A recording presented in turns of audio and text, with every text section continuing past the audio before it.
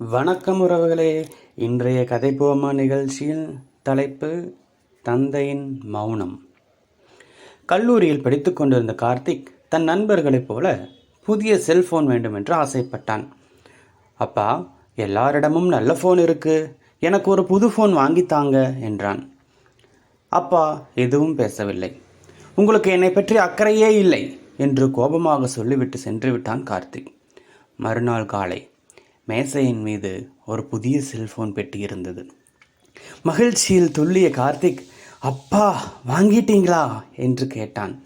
அப்பா சிரித்து கொண்டே, உனக்கு பிடிச்சிருக்கும் நினைக்கிறேன் என்றார். அப்போது அம்மா மெதுவாக சொன்னார், நேற்று இரவு வரை உன் அப்பா வேலை பார்த்தார். இந்த ஃபோன் வாங்கணும்னு அவர் பல வருடங்களாக பயன்படுத்திட்டு இருந்த கடிகாரத்தை விற்றுவிட்டார்.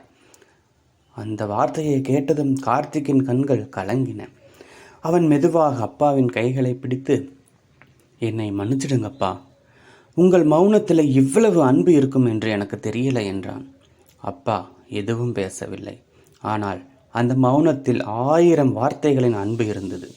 நீதி, சில நேரங்களில் பெற்றோரின் அன்பு வார்த்தைகளில் தெரிவதில்லை, தியாகங்களில் தெரியும். கதைப்போமா?